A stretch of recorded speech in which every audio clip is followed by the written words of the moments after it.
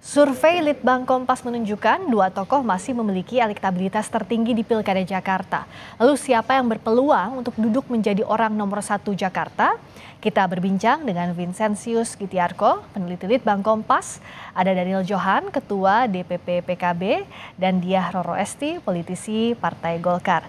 Selamat malam Mbak Diah Roro, selamat malam Bang Daniel, juga Bung Vincent. Selamat malam, Mbak. Malam Mbak Selamat Friska. malam Mbak semua. Salam buat semuanya. Selamat malam. Saya minta ke Mas Vincent dulu ya untuk membreakdown data dari hasil survei Litbang Kompas. Kalau Anies dan Ahok ini masih tinggi, salah satu faktornya kalau dari Litbang Kompas adalah pernah menjabat sebagai mantan gubernur Jakarta. Nah, sebenarnya bagaimana untuk melihat peluang yang lainnya? Misalnya apakah tingkat resistensi itu linier dengan peluang bisa menyaingi dua tokoh tersebut yang elektabilitasnya jauh sekali dibandingkan yang lain?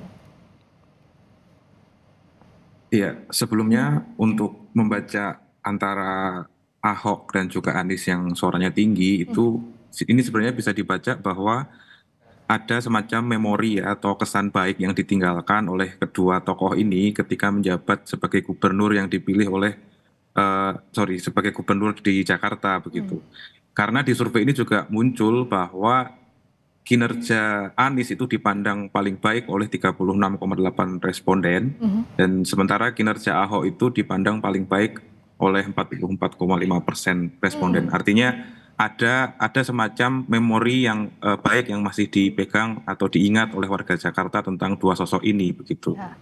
Nah, kalau bicara resistensi tentu ini menjadi semacam alarm atau semacam catatan ya bagi semua kandidat yang akan maju bahwa ada potensi-potensi yang memang eh, responden atau nantinya pemilih itu tidak akan memilih sosok tertentu gitu Mbak Friska kurang lebih ya. Nah, tapi artinya kalaupun dua nama ini kan Anies Ahok itu paling tinggi. Meskipun resistensinya juga cenderung tinggi dibandingkan misalnya Ridwan Kamil yang jauh juga meskipun di peringkat ketiga 8,5%, tapi resistensinya paling rendah. Bagaimana melihat ketimpangan ini kalau dari Mas Vincent atau perbandingan ini? Ya kalau misalnya resistensi yang angka resistensi antara Ahok dan juga Anies itu kan sebenarnya mirip ya di angka Ya, kisarannya 17%. Nah ini sebenarnya menunjukkan bahwa juga ada semacam bentukan dua kubu begitu ya antara suka Anies itu indikasinya ya menolak ya. sebaliknya dan sebaliknya begitu. Artinya Oh, itu ada situasi mungkin yang terbentuk dalam warga Jakarta seperti itu sehingga resistensi itu selain ada strong voters orang yang voters. pasti akan memilih ada juga yang sudah menyatakan posisinya tidak akan memilih begitu. Ini bisa Nah jadi, Ridwan Kamil oh ya, silakan dilanjutkan Mas Vincent. ya Ridwan Kamil menjadi menarik karena mungkin sementara ini resistensinya cukup rendah itu mungkin bisa dibaca dalam konteks penasaran gitu ya karena memang Hmm. kan eh, Ridwan Kamil belum pernah di Jakarta, cuma dia kan menjabat di Jawa Barat dan mungkin cerita-cerita kinerja dan seterusnya tentang Ridwan Kamil ini membuat masyarakat Jakarta penasaran sehingga tingkat resistensinya mungkin saja belum atau belum ada yang menyatakan resistensi cukup tinggi karena masih penasaran tadi gitu. Oke, dan Anies Ahok ini bisa dibaca juga ekses dari pilkada sebelumnya, begitu ya, Mas Vincent ya, kalau dengan Ya, iya, perbandingan iya, ini ya. iya. Jadi kalau yang Mm-mm. milih Anies bukan Ahok, sebaliknya juga yang milih Ahok bukan Anies, begitu Ya, ya. indikasinya begitu ya dari data yang kami temukan ini. Oke, nah saya ke Mbak Diah Roro. Kalau dari Golkar membaca hasil survei ini seperti apa? Kan terakhir dikatakan bahwa Kang Emil, Ridwan Kamil ini akan fokus ke Jawa Barat. Terakhir Bung Doli saat kami wawancara bilangnya demikian. Nah dengan ada survei ini apakah nama Ridwan Kamil bisa masuk lagi ke Jakarta dan bagaimana pula dengan nama Mas Kaesang yang akhir-akhir ini juga coba disebut sudah bersama dengan Pak Erlangga. Masihkah masuk radar dengan elektabilitas 1% kurang lebih? Baik, terima kasih Mbak Friska. Tentu kalau kita amati bersama ya bahwa politik apapun bisa terjadi Mbak gitu dan kami menyadari memang betul Pak Ridwan Kamil sempat dibahas untuk DKI Jakarta, namun kita consider kemarin apalagi dengan perkembangan yang kami lihat dengan Mas Kaisang dan kemarin juga beliau sudah audiensi kepada kami Golkar datang ke kantor kami dan Pak Ketua Umum juga juga mendorong sosok yang menurut beliau dan menurut kami juga pantas gitu ya untuk menjadi wakil Bapak Yusuf Hamka, dan dengan berbagai macam prestasi yang dimiliki. Namun kembali lagi Mbak, bahwa segala sesuatu hal itu sangat terbuka ya, dalam arti kata masih banyak hal yang bisa terjadi. Namun yang perlu kami titik beratkan adalah bahwa Partai Golkar juga menentukan berdasarkan survei, Mbak. Jadi berdasarkan survei, berdasarkan performance, dan juga kinerja yang nantinya akan ditawarkan oleh masing-masing calon yang kami sodorkan. Terakhir, seperti yang tadi disampaikan, saat mengajukan nama Pak Yusuf Hamka kan dikatakan bahwa if only Mas Kaesang jadi maju, wakilnya Pak Yusuf Hamka. Nah, dengan perkembangan ini seperti apa Mbak Dia? Apakah masih coba menggenjot nama Bapak Alun dan juga pasangannya, misalnya dicoba masih Mas Kaesang dicoba untuk elektabilitasnya dikerek lagi di Jakarta, atau seperti apa? Tentu kami melihat ya, karena kalau Babah Alun ini kan mempunyai prestasi yang sangat luar biasa. Beliau juga mempunyai pemikiran yang menurut saya cukup maju ya, mengidentify bahwa beberapa permasalahan yang dialami di kota Jakarta ini, salah satunya dari segi public transportation ya kan, lalu kemudian bagaimana kita bisa mengatasi kemacetan yang ada di kota kita gitu. Lalu kemudian juga infrastruktur. Nah, ini semuanya adalah ranah dari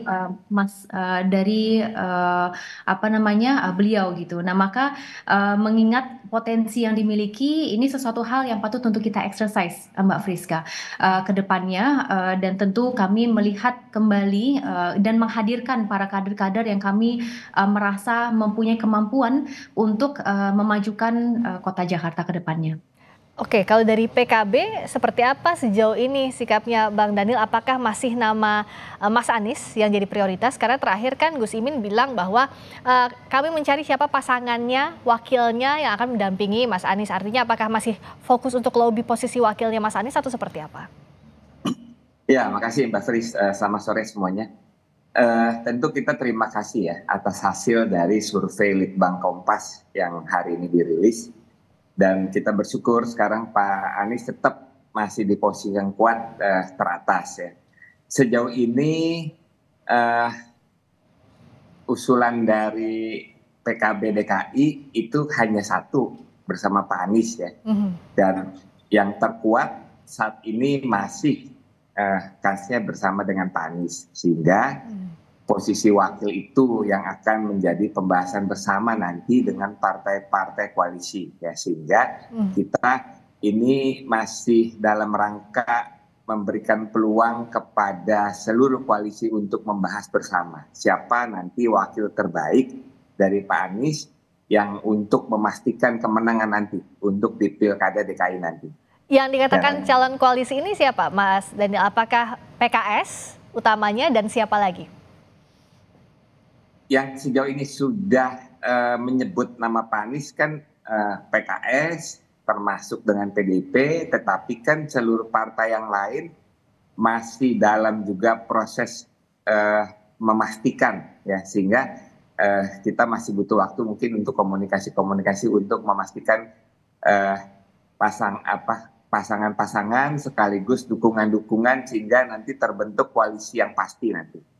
Memang untuk Pilkada DKI semua calon masih dalam posisi yang sama nih, termasuk yang dicalonkan oleh sahabat Golkar kan, sehingga itu masih baru sikap masing-masing partai. Kita berharap ke depan bisa terbentuk koalisi yang lebih pasti sehingga ada pembahasan yang lebih maju ke depan. Artinya Bang Daniel, peluang untuk membentuk poros baru dengan PDIP sejauh ini tertutup. Lebih ingin bersama PKS, PKB, coba menggayat PDIP untuk mendukung Mas Anies sebagai cagupnya. Kita sangat terbuka kok dengan PDIP, bahkan termasuk dengan Golkar. Ya. Kalau misalkan tidak terwujud Mas Kaesang misalkan dengan Bapak Alun, bisa saja nanti Pak Anies dengan Bapak Alun. Nah, yang penting kan dibahas dengan baik bersama koalisi, dan koalisi bersama-sama menganggap itu menjadi pasangan yang terbaik. Oke, kalau Mbak Dia lihatnya seperti apa? Apakah mungkin nih tawaran koalisi bersama dengan PKB, PKS, atau bahkan PDIP, atau Kim ini ada batasnya? sulit untuk mendukung Mas Anies? Kalau tidak mungkin sih tampaknya tidak, tapi sulit sejauh ini untuk mendukung Mas Anies. Jadi kalau dari Partai Golkar kami memang mengutamakan yang masuk di dalam koalisi KIM ya Mbak ya, dan ini berlaku untuk lintas provinsi di seluruh Indonesia.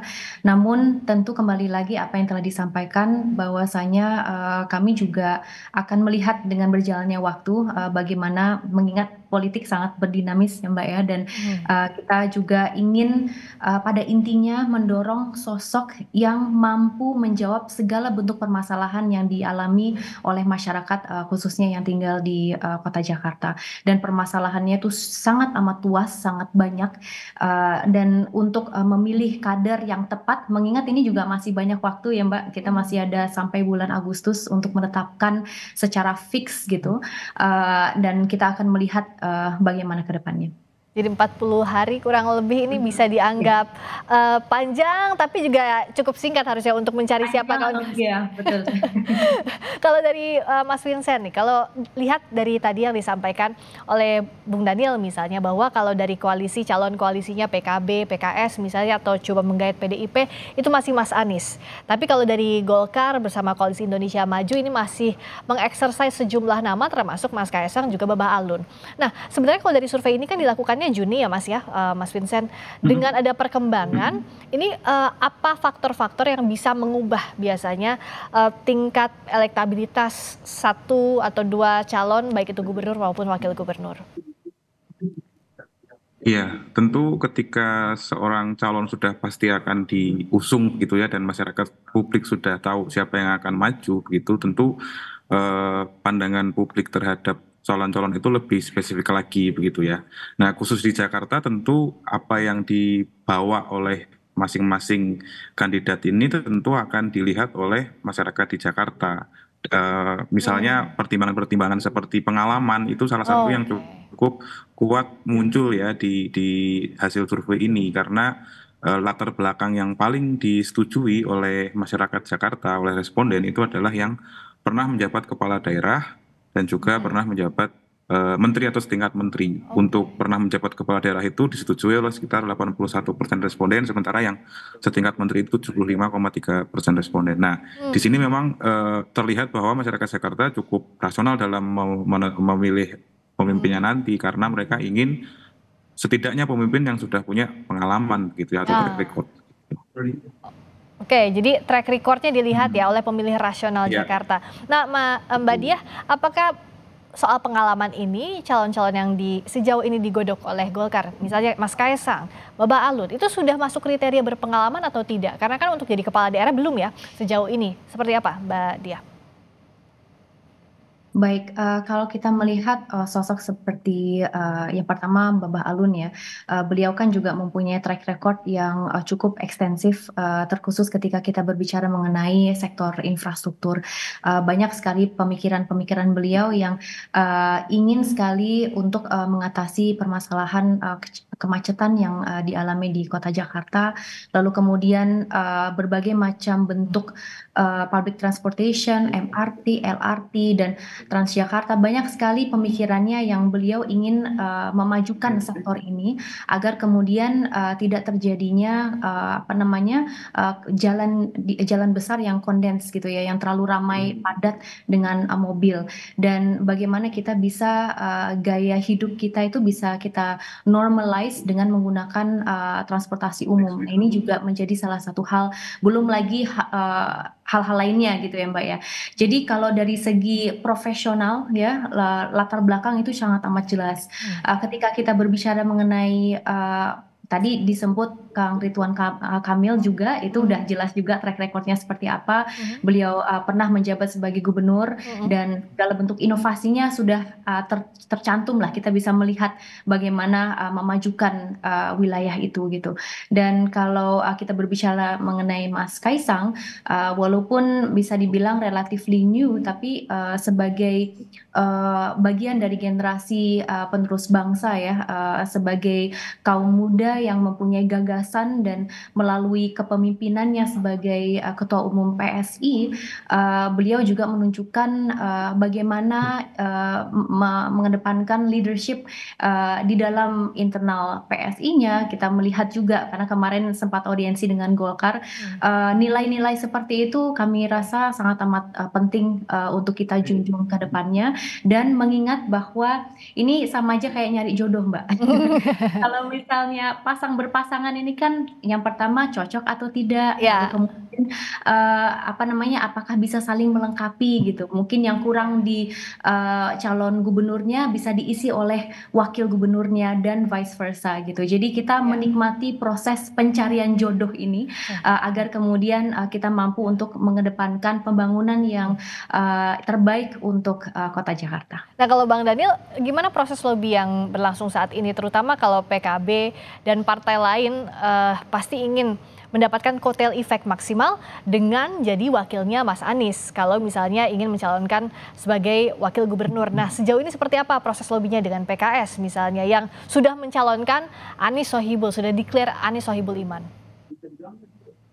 Ya, sejauh ini semua sedang berjalan ya. Meskipun beberapa minggu yang lalu masih agak cair, tetapi kita berharap ke depan karena awalnya itu kan semua menganggap waktu masih banyak nih, meskipun sekarang tinggal 40 hari ya. Makin ke depan waktu akan semakin singkat. Kita meyakini makin dekat waktu tentu pembahasan nanti akan semakin solid. Tadi kita melihat Pak Ahok juga masih tinggi ya. Nah, sehingga nanti pasangan misalkan dengan Pak Anies dengan calon wakil yang dari PDIP juga kami anggap itu juga sesuatu yang menarik, sesuatu yang memberikan nilai tambah bagi kemenangan pencalonan Pak Anies nanti ya. Jadi dua kekuatan antara yang menjadi kekuatan utama Pak Anies di Jakarta Timur, Jakarta Pusat Selatan bisa diimbangi dengan kekuatan di Jakarta Barat dan Utara. Nah, itu pun juga kekuatan sahabat PKS itu menjadi kekuatan yang penting juga untuk Pak Anies. Nah, sehingga nanti lihat konfigurasi yang terbaik itu seperti apa. Mudah-mudahan tadi Mbak Dia udah bilang ini masalah jodoh, yang kita harap bukan cinta buta, tetapi cinta yang membawa kebaikan untuk masyarakat Jakarta nanti.